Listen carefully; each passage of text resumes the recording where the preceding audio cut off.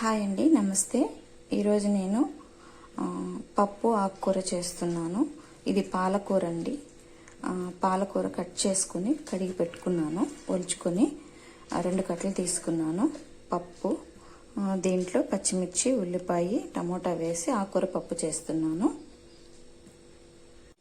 ఇప్పుడు ఇవన్నీ కలిపి కుక్కర్లో వేసుకుందామండి. పప్పు కడిగి కుక్కర్లో వేసుకుంటున్నాను. పప్పు వేసుకున్నానండి. ఇప్పుడు ఇందులో కట్ చేసుకున్న ఉల్లిపాయలు, టమోటా, పచ్చిమిర్చి అన్నీ వేసుకోవాలి.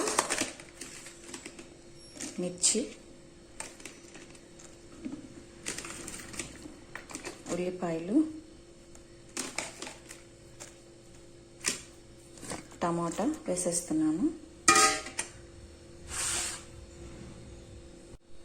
ఇందులో కొద్దిగా చింతపండు వేయాలి. కారం,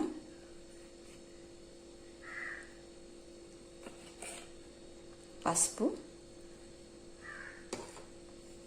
ఇప్పుడు పాలకూర అండి. ఇది సన్నగా తరిగి వేసుకోవాలి.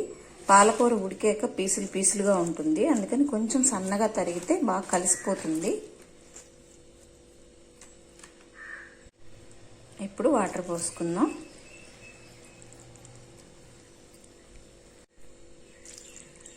నేను 2 గ్లాసులు పోసుకున్నానండి.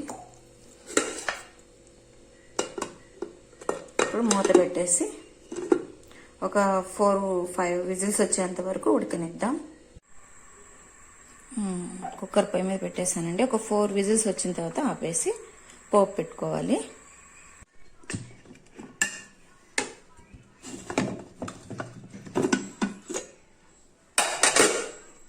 పప్పు బాగా మెత్తగా ఉడికిపోయిందండి.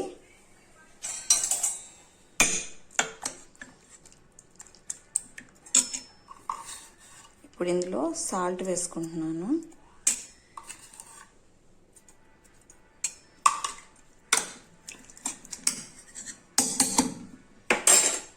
ఇప్పుడు ముద్దకంతా బాగా మెత్తగా నలుపుకొని పోపు పెట్టుకుందాం. మెత్తగా అయిపోయింది, పోపు పెట్టుకుందాం. ఇప్పుడు ప్యాన్ పెట్టుకున్నానండి. పోపు కోసం ఆయిల్ వేసుకుంటున్నాను.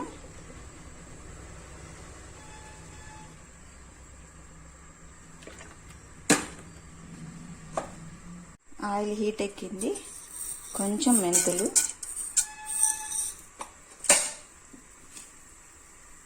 తెల్లగడ్డలు ఎక్కువ వేసుకుంటున్నానండి. వెంటనే నా మొహం ఇమ్యూనిటీ పెరుగుతుంది, బతికిపోతామని ఒక ఆశ, అంతే ఎక్కువ వేసాను.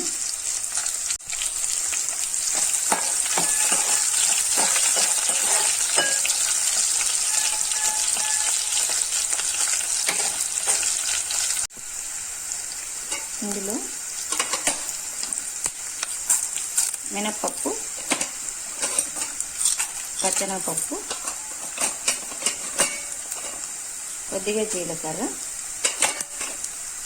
ఆవాలు,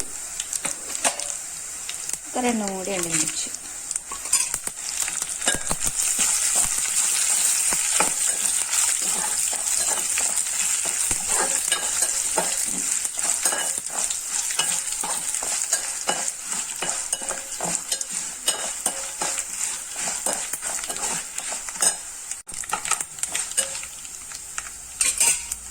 ఇప్పుడు పోపు వేసుకుంటున్నాను.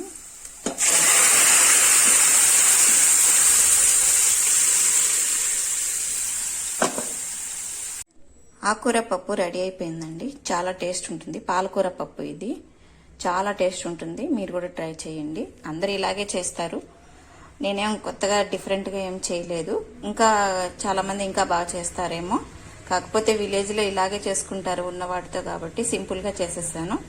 మీరు కూడా ఒకసారి ట్రై చేయండి, టేస్ట్ బాగుంటుంది.